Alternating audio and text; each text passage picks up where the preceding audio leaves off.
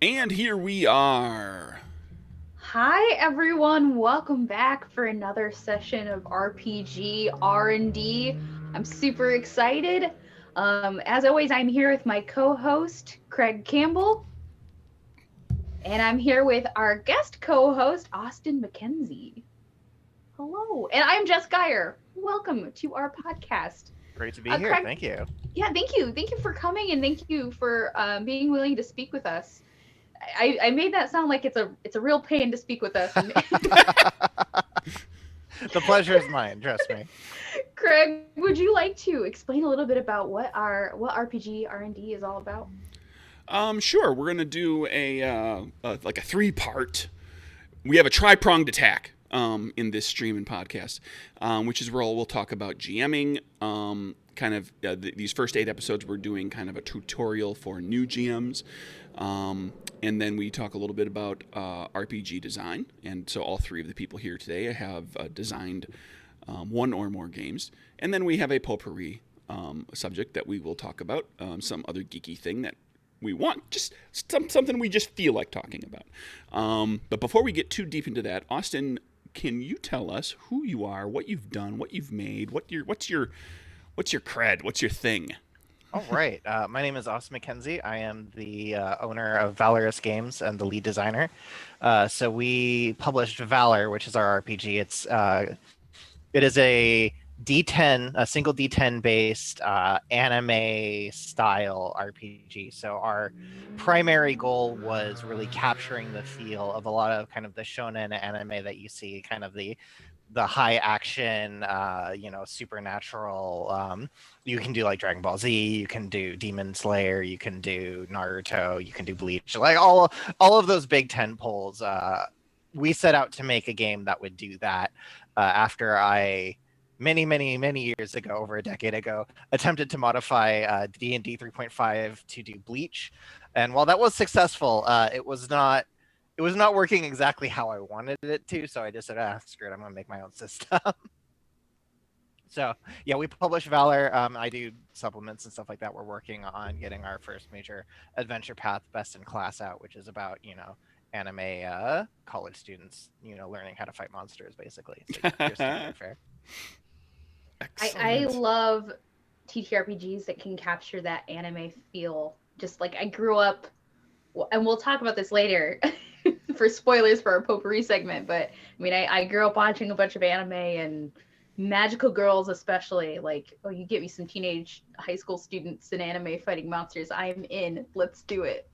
We are working on a magical girl setting. Actually, I'm, Oh I'm my very gosh. excited to roll it out. Kind of magical girl combined with a bit of the Macross super idol thing. So we can talk about that a bit more later. But yeah, magical girl, absolutely something we can do easy. That's terrific. Well, today we're going to talk about, for our GMing section, we're going to talk about planning your session. If I am looking at the right topic. Yes. Yep, planning As a opposed session. to last week where we talked a bit about planning the campaign. Yeah. So, as opposed to the overarching um, ideas of a campaign, your session. This is obviously going to be a short amount of time that you have actually sitting down with your players. And if you're a new GM, figuring out what you're going to add into a session and how you're going to utilize that time, um, that's really where you start getting into kind of the nitty gritty of planning. So, how do you two plan your sessions when you GM? Oh. Um.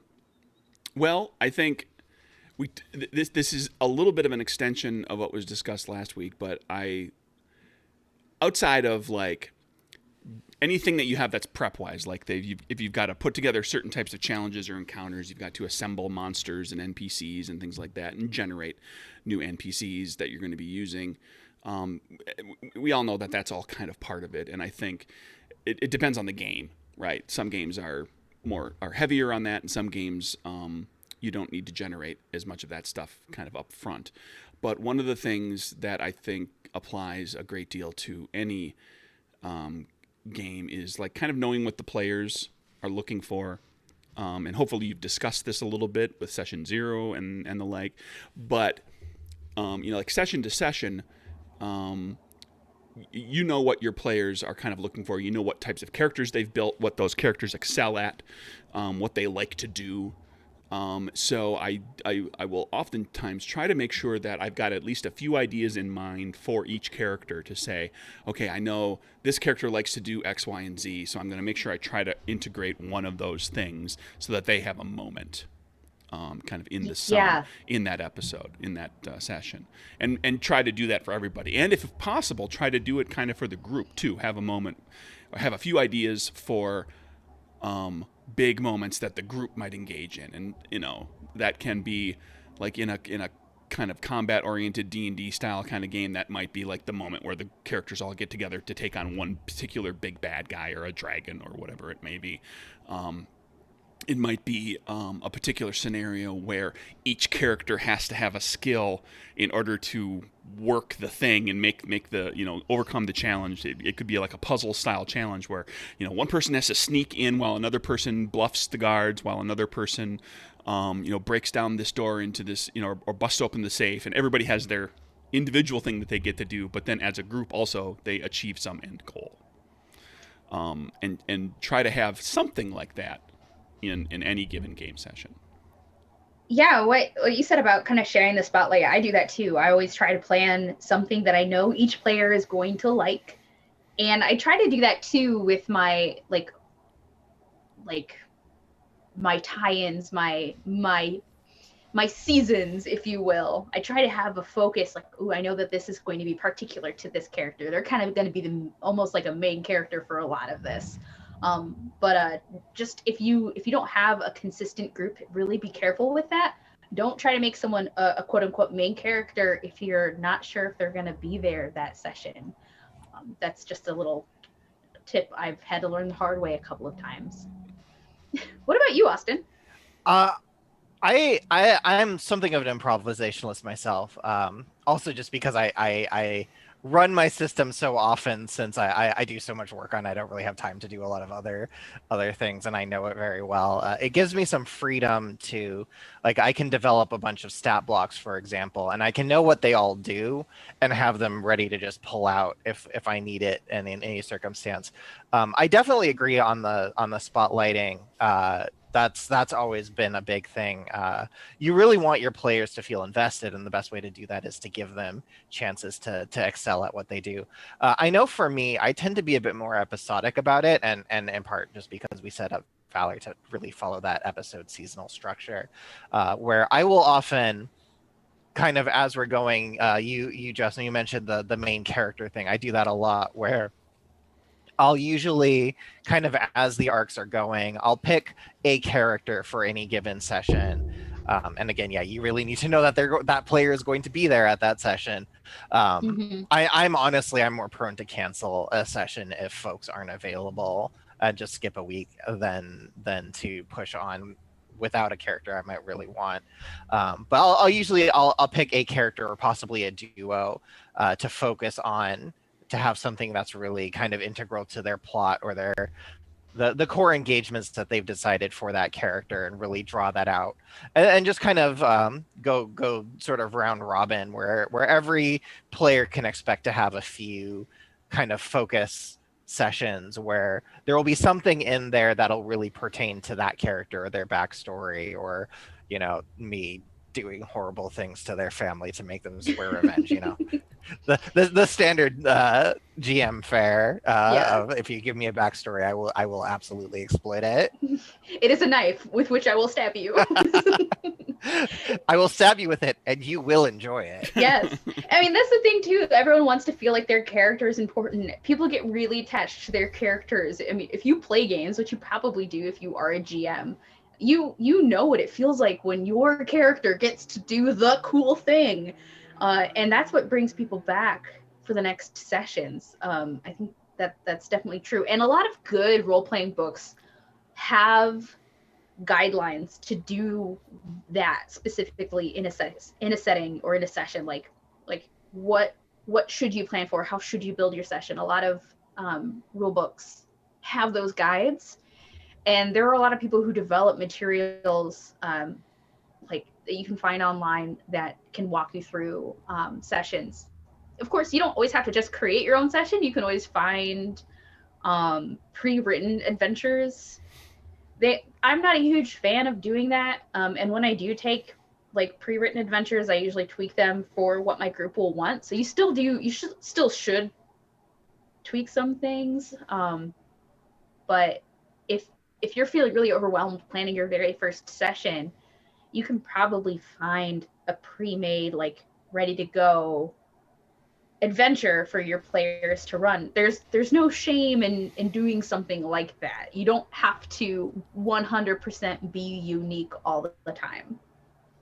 Also, too, just regarding the pre-written adventures, something, even if you don't intend to use them as is, especially if it's a system with which you're not as familiar with, I think it's honestly a great way to get ideas and sort of see how you can flex the system to do interesting things. Mm-hmm. You know, reading over a pre-made adventure, you can see sort of where the designers are, where their minds are, the kinds of mechanics they think are engaging, and even if you're just using it as inspiration, there's all these great ideas that you can use to see, you know, well, this pre-made adventure decided to really focus on this particular form of combat, which really shows the strength of the system that I'm working with.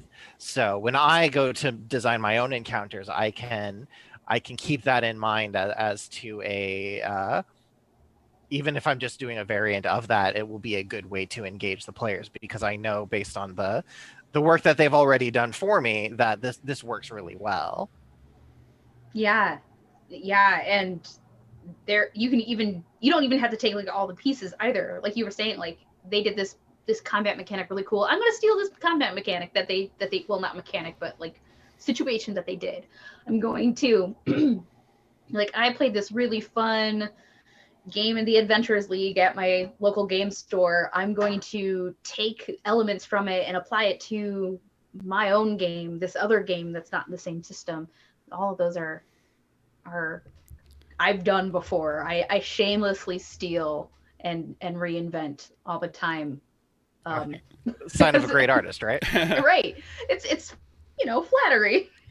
Absolutely. Like and the great thing too is you can take any of the kind of out of the box stuff that is available for a campaign setting or an adventure or whatever.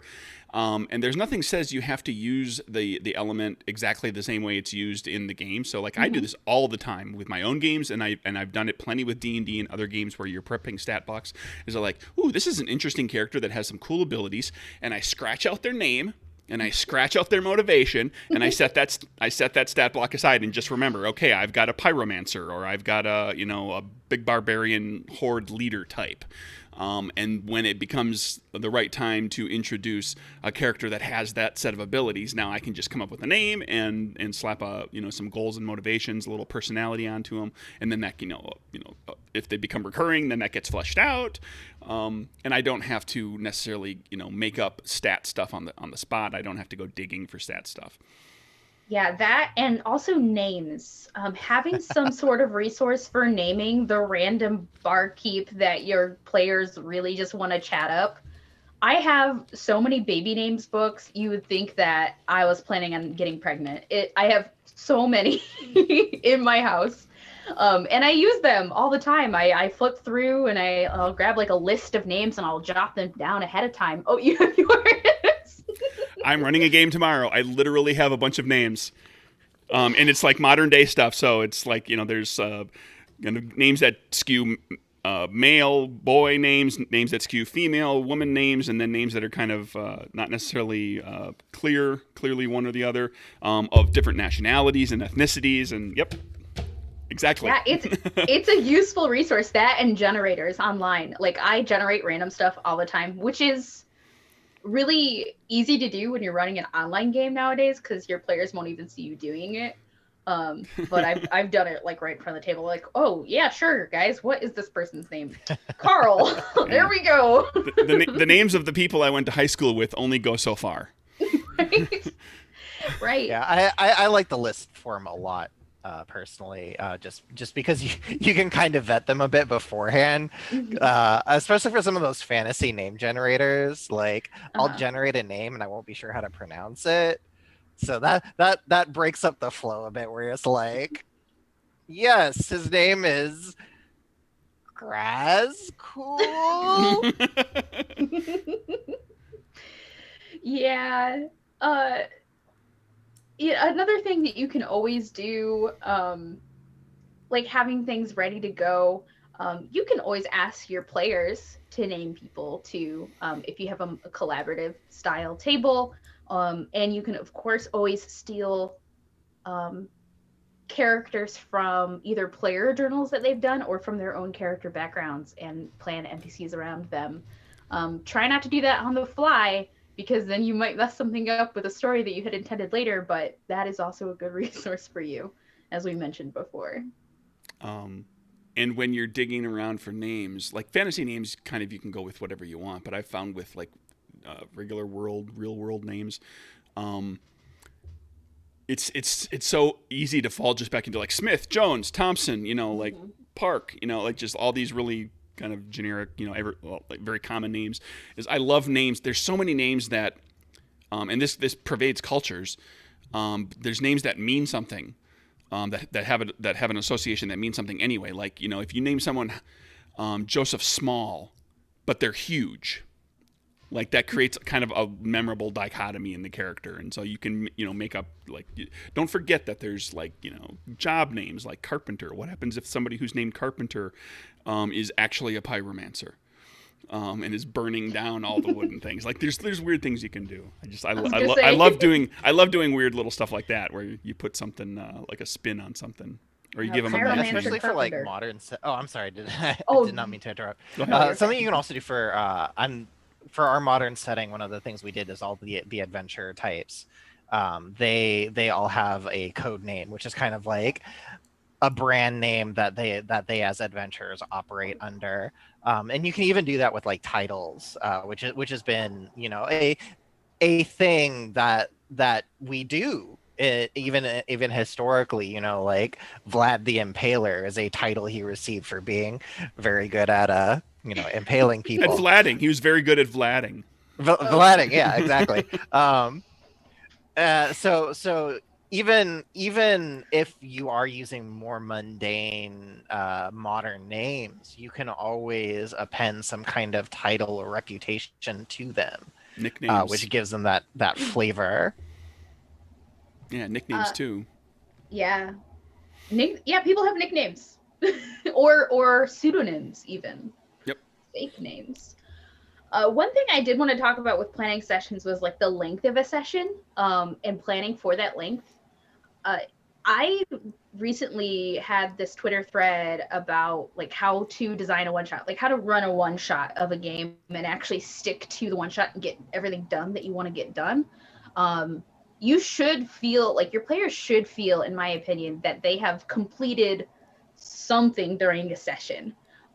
It doesn't have to be huge, it doesn't have to be like world changing every session, but they should feel like they've completed something.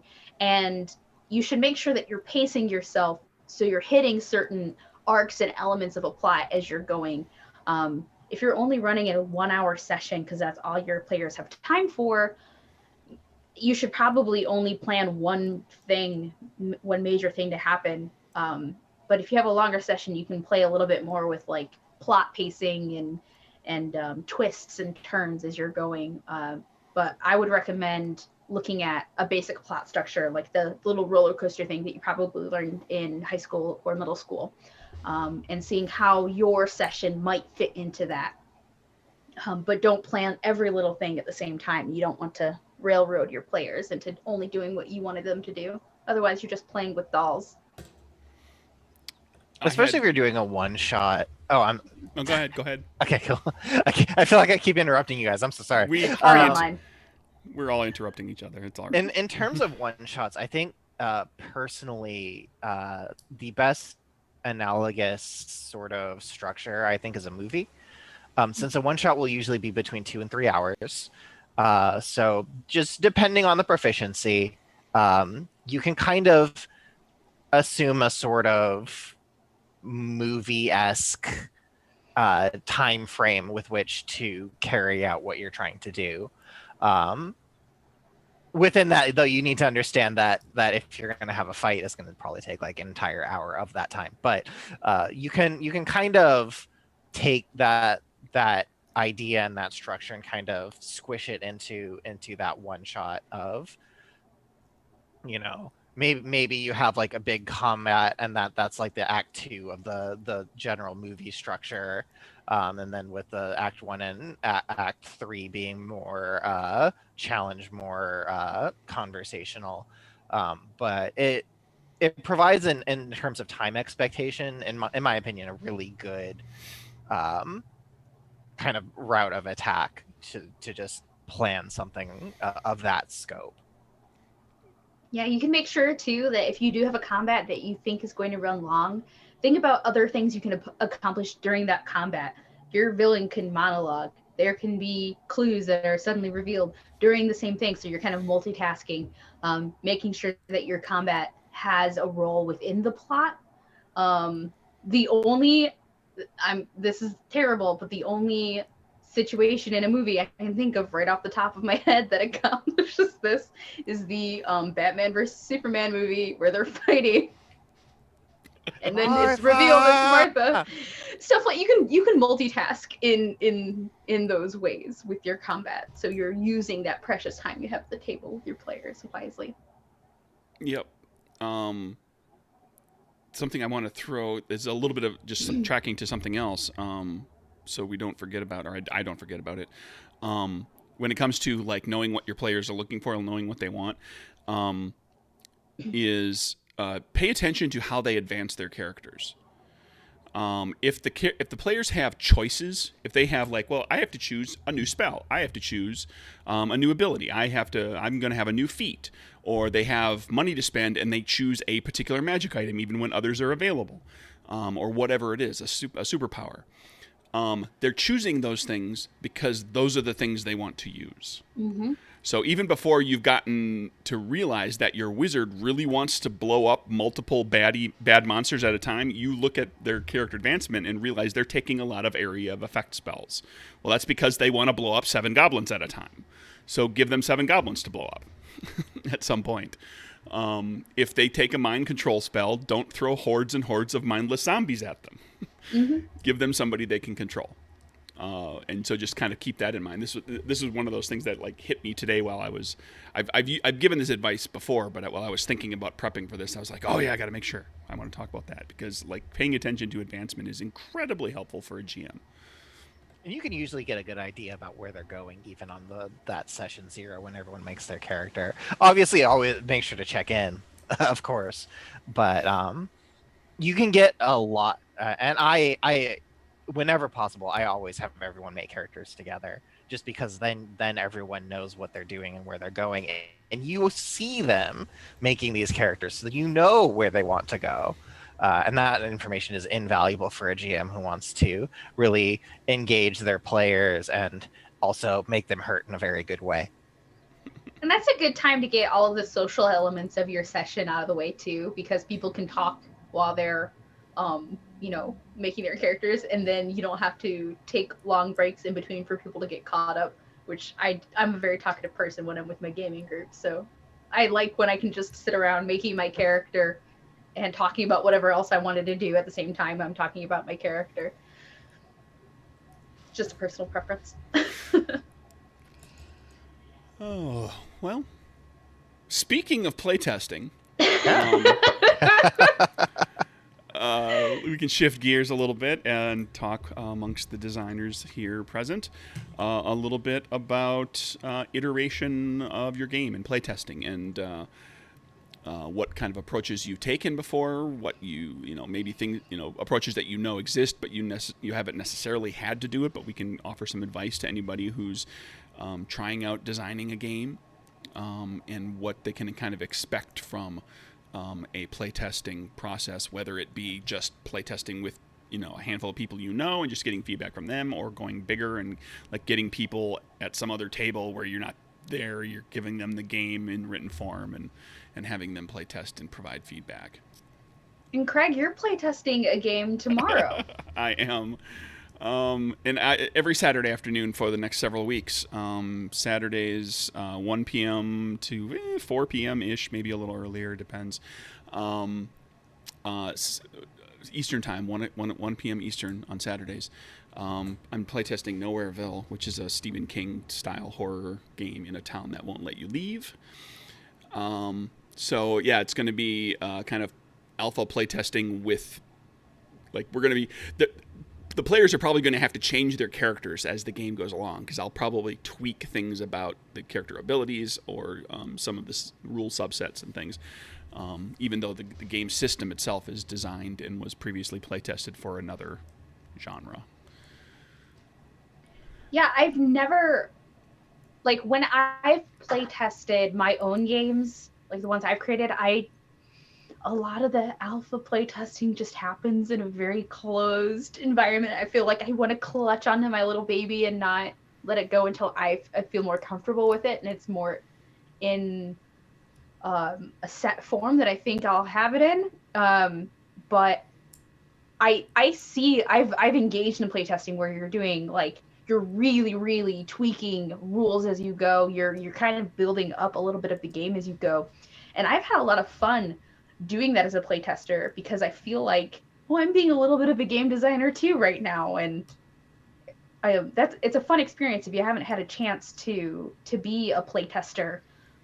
I would highly recommend it if you are a burgeoning game designer or even an experienced game designer. It's cool to see from the other side of things how decisions are being made, and how your play could affect a game. Yeah, definitely. Taking part in the playtesting, I absolutely agree. Testing other people's games is a great way to kind of learn about the mechanics. I know when we were developing Valor, we took a two-pronged approach where we would do kind of one-off stress tests, and then we would do full campaign tests. One of the big things that we designed into the system, and I designed it with my former college roommate, Quinn Gordon. They've always been much more the mathematics side of the, whereas I'm more for feel. So I know for a lot of the adventure tests, I was really looking for making sure that the systems we put in place encourage people to act a certain way, and that you can't as much see in the one-off stress tests, which are more about the mathematical testing. I know for me, personally, when I'm designing a game, that feel is just such an incredibly important component that I have to see it all running through in action to really make sure that it's operating the way I want it to.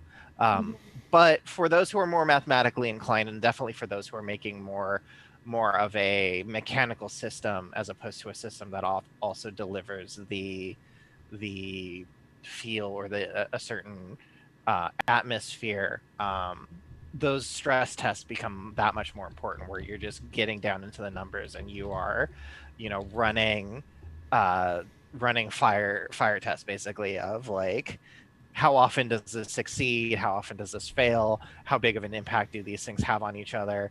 And then sometimes it kind of has to culminate in both. I've been testing an adventure where the premise is that the party is a bunch of aspiring rock stars. So they are traveling around the country in a kind of modified, crappy school bus that can and will break down on them. And so their major goals are to perform gigs at these big cities to make people know that they are rock stars. And within that, I've developed special mechanics for that, but I can't fire test those mechanics, because the way I've set it up is it's an accumulating fact of the money you make fighting monsters along the way, the food your characters are able to afford to eat, the places that they're able to afford to stay. All of that will impact that final performance. So I have to play test it in this full campaign setting. It doesn't work otherwise, because I don't see how these variables how likely they are to have or not have these bonuses that they can get, or penalties they can be assessed, and within that, what are their scores going to be when they're doing these final concerts, and how they'll perform there. So if you're getting exotic like that, then you are in for a very extended playtest session, we'll say. But it can make for a very interesting adventure too. Yeah, and not all playtesting, fits the same. One size does not fit all, like so much in game design. Um, uh, Stress tests are super, super valuable if you have this is a new mechanic, I don't know how it's going to work. But if you are doing something tried and true, like I know that the base resolution mechanic of my game is roll 2d6 and add your stat. Really, what you need to make sure is that the stats are balanced with the players, which technically you could crunch in just a number generator if you really wanted to do that and focus on other things with your playtesting. Like there are lots of different angles you can approach that game design. What are some of the things that you guys look for when you're playtesting? What are you trying to find out? For Capers, I picked the brains of a few people who had designed some stuff, and I basically, and it kind of morphed as I worked on. But basically, it broke down to there was a series of alpha tests that were just to kind of to make sure the thing had legs, like make sure the game kind of makes sense. It seems to work for me, and I did that. That play testing was with friends or with people that I sort of knew at local conventions or game stores. This also provides the added option of usually those people are going to be very supportive because they are your friends and they know you, so you're going to get a lot of you, rah, rah, sis, boom, ba. And knowing where your cheering section is very important when you're a game designer. So you can, kind of tweak and pay attention to what they're thinking and saying and kind of get it to a form that you think is like, now I can give this to a stranger. And then, of course, that means like actually writing it up. It can't just be bullet point notes necessarily. Yeah. The ideal is to write it up like a game book. And it doesn't need to be perfect from the get-go, but it needs to get the point across and kind of tell the story. Like a rule book it's an instruction manual. You're instructing people on how to play the game. And in addition, you're doing all of this story development and setting and lore and everything. And so then what I would do is when I started giving it to other groups, would give this documentation along with character sheet mock-up or whatever and a feedback form, is I started broad and got more and more focused with each session. So you start out, like a lot of times the feedback questions were things like, are the rules intuitive and clear? If not, what's missing? Is there any are there any character options that seem to be the clear winners? Like you absolutely have to take this. Were there any that you would never, ever, ever, ever take? Did you feel like you were succeeding often enough? Were big successes or crit successes good, fun, useful, interesting? Were failures interesting in some way? All that sort of stuff. And then as I did progressive playtest rounds, I would get more and more focused, and I would start getting into kind of like this subsystem of the rule. How does this function? And then eventually get to those stress test type things too, where I'd say, okay, now break the game. Now that I've got this multiple groups who have done like 3 playtest rounds, I'm going to say, okay, now go through the powers, the superpowers and capers, and pick the combo of powers for make a character of this level, and find powers that do more than what the system really wants them to do. Mm-hmm. And I discovered things like I mentioned before we started streaming here, which was somebody discovered the way a power was written. It was a way for you to essentially suffocate somebody and kill them without a terrible amount of effort on your part. And Capers is not a game about instant kills, so that had to get tweaked.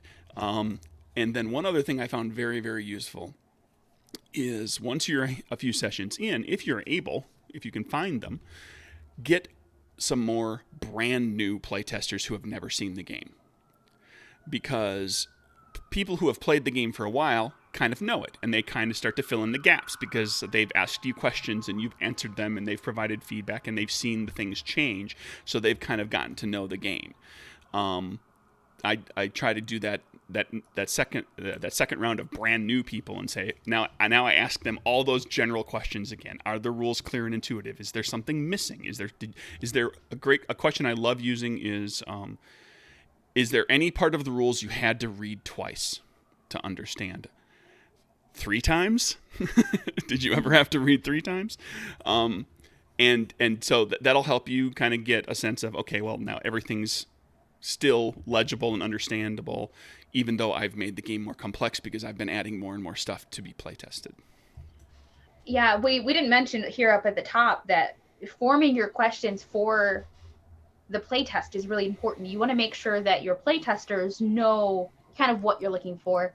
Giving them the questions kind of ahead of time can be really helpful for that. Like, hey, this is the kind of feedback I'm looking for, and that will allow them to tune in better to those details as you're going. Don't just give them a game. I'm going to attribute this to my friend Dave. Hi, Dave, if you're listening.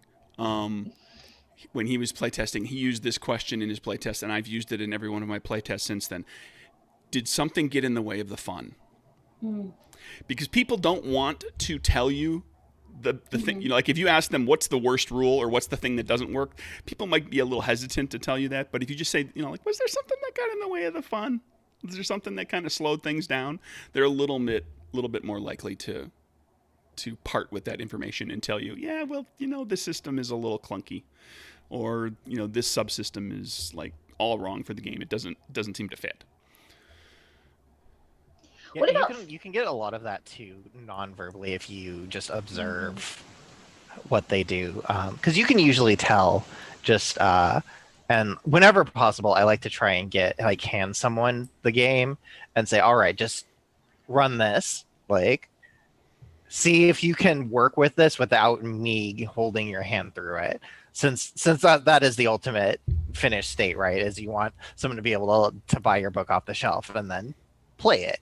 And I can definitely tell, for those play tests where I step back and I observe, you can see where people stop, you can see where they get hung up, you can see where sometimes you can see players getting frustrated with something, and just those observations are critical too. You just put on your anthropologist cap for a bit and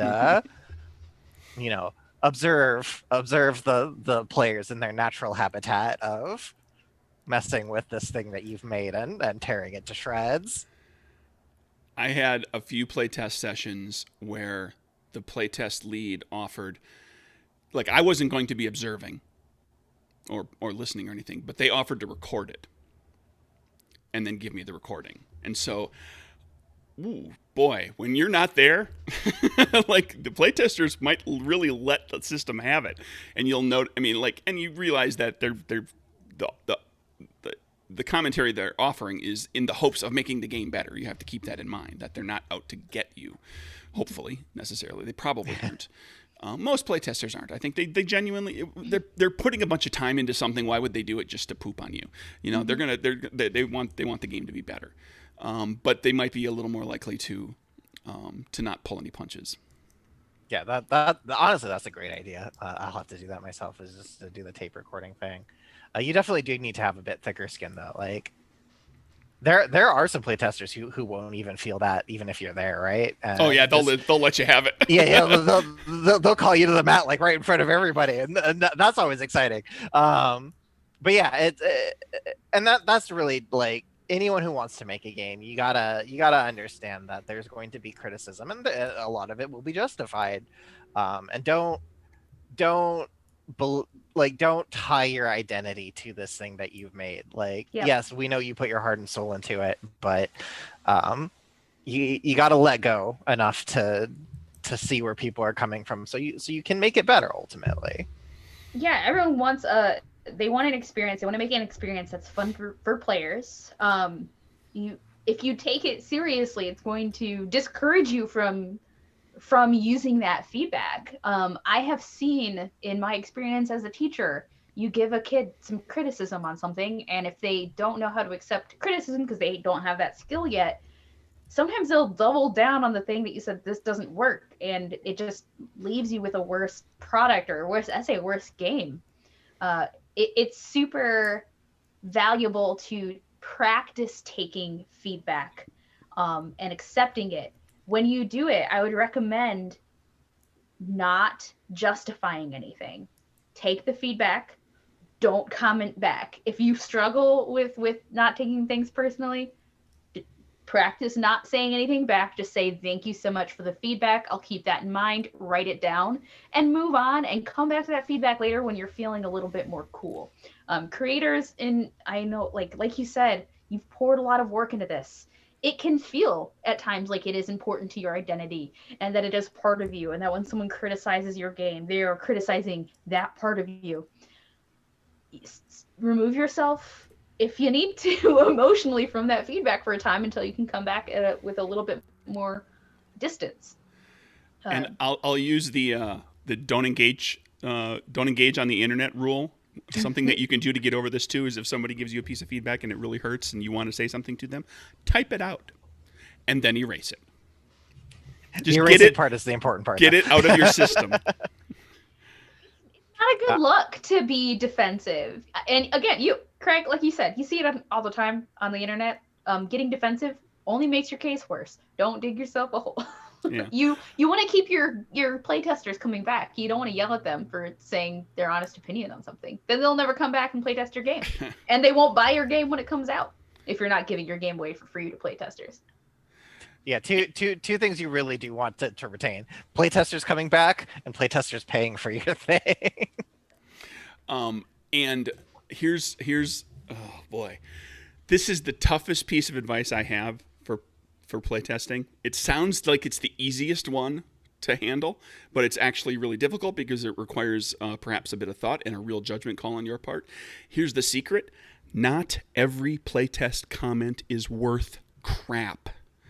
Is worth anything. Like sometimes you will get playtest feedback that is, it's like this particular player's preferred way that something would happen because they like these games over here and these games do it this way. Your game doesn't do it quite that way, so they kind of don't like that because they're used to something else or whatever. There's going to be playtest feedback that is just not that useful to you. Especially if it's just one or two people saying something, if you get the same feedback from like a dozen people, that's maybe something that you need to take a look at. Mm-hmm. But you can, don't feel bad about letting it go if it was one person that complained about your favorite baby in the rules, the thing that you love the most about the rule set. That's another reason why you should really understand who the target audience is for your game and what experience you're trying to make for the game. If someone complains that wow, the combat's just not crunchy enough in this game, but you really didn't want a crunchy combat system, or you didn't want a combat system at all, you don't need to listen to that feedback. I mean, listen to it, but you don't need to make a change based on that. You don't need to act on that feedback. In your brain, you can say to yourself, well, maybe my game isn't for them. Mm-hmm. That's perfectly acceptable. Mm-hmm. I think one of my favorite designer quotes, I can never remember who said this, but the idea that players are really good at telling you what's wrong, not so much how to fix it. So when you are absorbing that feedback, complaints and feedback, it's all about they're telling you, at the end of the day, what they're really telling you is areas where they had problems. And from there you can kind of assess it as, okay, this player didn't like this aspect of the game. Is that a problem with the game, or is that a problem with what their expectations were versus what I'm trying to build? Mm-hmm. And then sometimes it's just not in good faith at all. Like we did a demo session where someone got mad because they couldn't play a Mad Wizard and TPK their own party. So then they just did it anyway. And then they told us the game sucked because everyone fought each other and then they lost. I was like, all right, cool. I broke this toy and it's your fault. Yeah, exactly. Right. Sometimes it's not in good faith. So it's true. You could just laugh and move on. But be prepared for that. It can happen. Yeah, absolutely. Like there's some people who just kind of want to screw with you, and just roll with it. That's gonna happen. it's kind of the one of the reasons why you should cultivate a good playtester group that, you know, you don't want to just have your friends playtesting your game all the time. But if you are a game designer, there are places where you can network with other game designers and find people who will playtest your game with you, in like a mutual aid sort of way. Like you playtest my game, I'll playtest your game, and then you're getting feedback from designers too, so you can kind of like usually those people are going to be acting in good faith. You can pay playtesters as well. That is an option. You can offer paid positions for playtesting or offer something to them. And they are, you know, again, I feel like that is going to be more likely to get people who will want to do good for your game, because then it feels like a, you know, they're doing work for you. And then you can also, there are places at game conventions where you can as a player go playtest games, or you can have your game there. What is it called? Double something. Double exposure. Thank you, Double Exposure. Yep. Double Exposure is a great place for that. People want to come in, they want to have a good time, and you know, they have feedback there for you. And I've found that the people there, you know, they generally care about games. And I know that's not super great of an option right now during the pandemic, but there are places that exist online the too. convention, like that's actually where that happened. Was we were showing off the game at a convention, so you know anyone can walk up and play. And when I do think that is a good experience. Like I think it's great to take your game out in the wild and just show it to people and see if they like it. But just also gonna get those people who just don't care and are just gonna ruin it for everyone. And there's no magic. There's no magic number of playtesters that you have to have. No. If you've got one group of playtesters that provides consistently useful feedback through multiple rounds of playtesting, maybe that's all your game needs. Mm-hmm. Maybe they're getting you where you need to go, along with your own judgment and commentary from some friends. Yeah, there was this big Twitter discourse drama stuff about playtesting your game and whether or not people would buy a game that was never even playtested. Yeah, you know, just think about what's good for your game. Some players will expect a very, very thought out playtested game with all the holes patched. But if you have like I make one-page TTRPGs all the time. They are for fun. They are offered to you mostly for free. So if you are getting a free game experience from me, I don't really care if the roles didn't work out for you. I made this for free for fun for you and for my practice. You just, you know, consider what is necessary for your own game. And if somebody doesn't want to buy your game because it wasn't play tested to their expectation, maybe that game isn't for them. Yep. Maybe there are people out there who are a little more roll with it and won't be as worried about that, and they'll be perfectly happy playing the game. Mm-hmm. For sure. That's a good one. You're always going to feel like you haven't play tested it anyway, so just embrace it. You're never going to feel ready. Yeah. You're never going to feel ready. As past the point, just push it out. Mm-hmm. Yep. Oh, speaking of wrapping it up. Let's talk some anime. Woo-hoo. All right. And this is a conversation that Craig has no experience in. I won't say I have none. I've seen some anime here and there. I've never really watched a lot of series, but I've seen some movies. I've seen like the ones that people kind of like. You know, I've seen Akira and Princess Mononoke, and you know, there's a number of things that I've seen. Yeah, like the ones that have gotten like, you know, popular in a broader culture. But I'm going to play the role of the interested outsider and let the two of you just geek out on anime. So I feel like Austin's going to be a bigger geek than I am, because you mentioned, Austin, some anime that I didn't know in your email, and I was like, oh well. It's for me, in part it's because it's an industry thing, right? Like I'm trying to make my game is based on anime and capturing the feel, so I need to know what's going on. Mm-hmm. So we always like my dirty little secret is like the isekai, the reincarnated into another world. I love those. I'm so over them. I love them so much. I can't do it anymore. Like I enjoyed Reincarnated as a Villainess from a few seasons ago. where they're kind of getting into the shoujo end of it. But I admit, like, I'll read the synopsis. I'll kind of try and follow what's going on with the various isekai, but I can't watch them myself. Maybe that makes me a bad industry person. I know Oh. right now, currently airing. We'll try and watch a few series at least every season since the new season starts. So we're watching Doctor Stone Stone Wars, which is a lot of fun. Since it's a shonen anime about science and invention, the premise being that in the modern era, a green light envelops the world and turns everybody into stone. Um, so 3,700 years later, a young boy genius named Senku, he breaks out of the stone, and he's now in this stone world with just a few friends, and kind of him trying to rebuild society by absolutely clowning on the tech tree.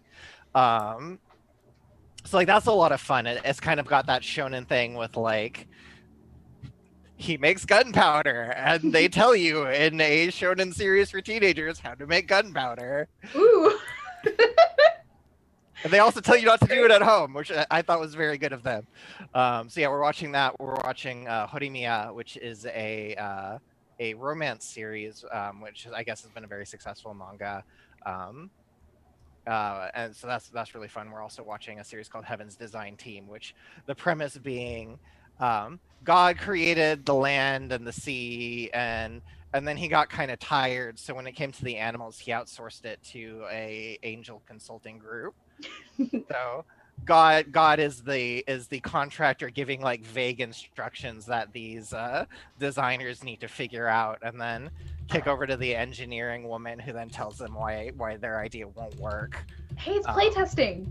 Yeah, exactly. It's Playtesting great. anime. Like there's one character who's the source of a lot of gags. Like he made the horse, and he just wants to make horses now. Like he tries to make a unicorn and it just doesn't work because like the growing the horn, and they go into the science of like why growing a horn on a horse would just not work, or like why a flying horse doesn't work or whatever. So that's very charming as well. That kind of reminds me of the conversation we had 2 weeks ago with Jason about xenobiology and talking about like what animals work and why. Yeah, and they go a lot into that. So yeah, it's a very fun premise. I think that we're up to like 3 episodes right now. You know, we're pretty new in the season, but you know, I'm on board for that kind of edutainment nonsense. My problem with anime is that I have no problem watching subbed anime, but I do also have a problem watching subbed anime because I get distracted very easily, and you have to be very focused on one thing if you are watching something and have to read it at the same time. And my Japanese is certainly not proficient enough to understand anything that's going on. So I usually wait until something is dubbed to watch it, which I know will make a lot of anime fans angry. I'm not here for that nonsense. I am a huge proponent of dubs. We actually we ran a live play and we worked with a number of dub actors, where we had people who've done general roles in anime and stuff like that. You know, playing Valor, playing a tabletop RPG. I am a huge proponent of dubs. Some series I honestly feel are much better served watching the dub, especially. There was a series, Cowboy Bebop, I feel like is probably the gold standard of this, where even though it's an old dub, absolutely legendary cast of actors who've been around for a long time. And it really, because even at the time when the dubbing budget was lower and there wasn't as much investment in it, they understood what Cowboy Bebop was supposed to be because it was based off westerns, right? So they really knew what they were doing, and they were able to bring that forward. There's another series called Bacano, or Bacano, I think is the proper pronunciation, which is a kind of semi-occult series set in America in the 1930s. So you've got the dub actors doing kind of those period accents, and really like that gives it that extra flair that really makes it work. The Great Pretender is a more recent series out on Netflix we watched, which is kind of a heist series where they're going like partially in America, partially in France. The dub was fantastic. I would honestly, like, if I could, I would watch each season in the language of the country that it's set in, because I think that would be really cool. But I'm a huge proponent of dubs. I've gotten to work with some great dubbing actors. You should support dubs. These actors really they work really hard, and a lot of them are very talented and great people. And supporting dubs means that we get more of that, and you're giving work to great people who are also voicing your video games and other stuff like that. So yeah, Yeah, I huge fan mean, of dubs. the dubs too, translating in anime where they're like, jokes that might work in Japanese that don't work in English. They're like, as a translator or an interpreter, you have to do so many different things, and a really good dub will, allow you kind of insight into that, into the way the jokes are translated. But also subs, I like watching subs too, because sometimes they will tell you like, hey, this is what this joke means. Right, this yeah. is especially true in If you can read it that fast, I've seen like half to a page pause. of text come up for a single joke before that just flashes on the screen, and it's like, I'm not sure I got all that. Yeah. I'll watch a trying to series remember subbed the- and dubbed if I have the time. Honestly, like it's the experience is very different, but it's very fulfilling for different reasons. I'm a big language geek, so I like that kind of stuff. Word nerd. Yeah, word word nerd. Mhm. I like I said, I really only have the patience nowadays to listen to a dub while I'm like doing something else. And I watch a lot of silly anime, and then I like to talk about it with my students. I'll mention things, and I just want them to know that I am not cool and they should not be my friend. Well, what series are you watching generally? Well, I just finished Food Wars, which I loved so much. And I just started something. Hold on. I started it. It's on Hulu. I'll What's it about? it was about it's like a school and people do duels. Dual And school. there's No? magic involved. I can't remember the That could names. be any number of series. I know, and I'm gonna start watching Hunter x Hunter soon because that's been recommended to me like a million Oh yeah, times. that one's definitely on our list too. That's that one's a classic series. And I have my comfort anime too. I got so excited when I heard that they were remaking Fruits Basket. Oh, that was And- excellent. Fruits Basket, yeah, just absolutely phenomenal. That is, Craig. Fruits Basket, I would say, is the seminal shoujo or aimed towards women. Like it is the one of the genre defining series. That's one I've watched in sub and dub because I like them, like the original one at least. But I've only listened to the dub one, Gotcha. the new version. But sorry, I interrupted you. I was just trying to share that context of like it is one of those extremely culturally relevant series that the original anime only covered a part of it. You kind of based on information that's coming out that the creator didn't really like how the anime did a lot of things, so she basically took full creative oversight over this new anime, and it is excellent, and it is actually doing the entire series. So yeah, and I'm excited about that too because I've read the manga, and again, I love Fruits Basket. I've been partaking since I was in high school, and I will not stop. I will love it forever, and I will rewatch it a million times over watching any new anime. Yeah, that fantastic series. I also read it around high school myself. So my sister and I were getting it, and my wife hasn't read the manga, so I get that added bonus of as we're watching the anime, I get to watch her reactions too. Yes. I don't have anyone to watch like other than my high school friends who who also really liked Fruits Basket. We would take turns like drawing different characters. We would try to learn how to draw an anime manga style and draw different characters to show Good each old other. how to draw anime books I have so many of those books. of the 90s. Oh yeah. I almost bought one the other day. I went to Joann's to get some knitting needles, and I saw some how to draw manga books. I was like, well, what if? I guess they're still making them, so They are. I mean, yeah, sure. go for it. If you want, that's the only style I still know how to draw, and I'm not a good artist. And that's like the only way I can draw people is like their Inuyasha characters. All right. Well, If I were going to watch an anime series that's not super long, that's like, relatively something that's digestible in a short period of time. Each of you, what's your suggestion for me? And you can ask me questions if you want to narrow down kind of like the subgenre to something that would be I would be into. I like monster stuff. I like weird stuff. Higurashi or Umineko, or no, actually, apparently the Umineko anime is bad. There's a new anime, Higurashi When They Cry. It's kind of gory. It's Sign me up. Like murder, supernatural, mystery, small town with secrets, and then someone goes crazy and kills everybody, and then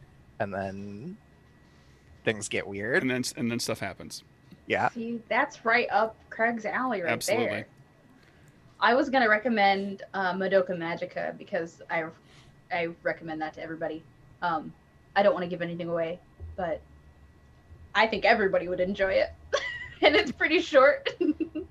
Everybody watch that one.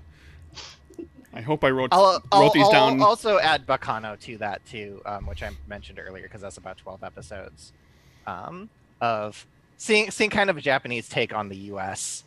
in the 30s is fun. That series is also kind of gory because it's like mobsters in New York and doing train heists and stuff like that. Yeah. I mean, actually, Craig, there are a lot of anime that you'd probably like up there. Like knowing your interests. Okay. I asked for one. I gave my recommendation. I got it. I gave it. I got him. We'll expect a book report. Oh. No promises. But this is now but an I anime show. have some suggestions. It's mostly at this point it's kind of a question of like where I would find them, because I don't have Crunchyroll or anything like that. So I'll have to figure out where. Netflix actually streams quite a bit. Netflix has quite a lot of stuff. That's true. Great Pretender, which I mentioned earlier. And if something's really short and it's available via Amazon, it's not going to cost me a lot. That's probably not too bad either. Mm-hmm. As opposed to 87 seasons of Sailor Moon. I finally got to watch that with my wife recently. Which all was 87 seasons. They're only like 6. Yeah, I know, but it's still a long series. There's a lot. I didn't really get through Starlights though. That one's weird, but I've seen. Okay, I think it's 5 seasons because it's like original, S, R, and Super. I think it is, and then Stars, which is the one that I didn't see as much of. But Sailor Moon's very long. But I mean, you could say the same for like Dragon Ball Z too. So I feel like things happening episode to episode, Sailor Moon does a lot better because like their filler will usually be Monster of the Week stuff, whereas like Dragon Ball Z has the legendary, like 12 episodes of 5 minutes until the planet explodes. Mm-hmm. So. Yeah, Sailor Moon was great to be adapted like for kids TV on Cartoon Network. That was like one of my first anime when I was a kid. They're cousins. I loved it. But yeah, they're cousins. They're cousins. They're very close cousins. I don't watch Sailor Moon, and I know what you're talking about. Yep. Well, thank you all for joining us for this session, this incredibly nerdy session, I say, of RPG R&D. I hope that you learned something, and I hope that you leave today and go watch some anime. And yes, definitely. And make a game that captures anime elements. No, don't do that. I don't need more competition. You already have so much competition, though. I really do. Like, I don't need more. In my Yeah. opinion, we are the best, and I'm completely unbiased in this. So, Sure. Well, Austin, where can people find your game? Where can they find you online? yeah. So we are on at valorousgames.com. VALOUR. Oh, yeah. No, I can never spell it right off. VALOROUS games GAMES.com, where you can get the book. I'm hoping this weekend I can actually fix the link to get the sample chapter back online. I finally figured out how to get in there because it went down and it's been awful. But you can also find me on Twitter at Valor Austin.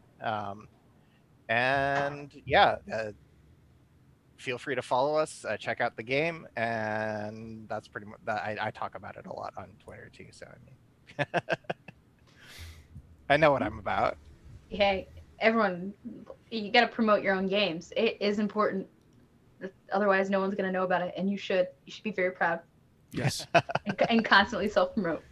You can find me on Twitter at @Joska, where I never self-promote, and I only like talk about weird stuff and political takes. That's it. Sometimes It really like I think like everyone's been having political takes recently. It's been a very exhausting past few months. Yeah. Lifetime. I'm looking forward to being able to occasionally talk about games a bit more now. Same. And I'm at Nerdburger Craig on Twitter, and you can go to nerdburgergames.com, and there's links for all the other stuff there. So, And you can find us back here 2 weeks from now at the same time, 8 p.m. Eastern. woohoo! Yeah. And so I think that's a show, everybody, right? Yeah, it is. All right. Well, thanks for having me, guys. I had a lot of fun, and well, I'll be monitoring Twitter to see that Craig is following up on his homework that we've assigned him today. I'll have hot takes on anime. Yes. Hey, I need your anime I hot love takes. that. Like that is like half of what value Twitter brings into this world. Is people like live tweeting their anime watching experience. And Austin, thank you very much for joining us. It was great to meet you and great to chat about games and geeky stuff for a little while. Yeah, I was great. I'm glad to be here. Yeah, thanks for joining us. And thanks everyone in the audience for joining us. Bye-bye. Bye.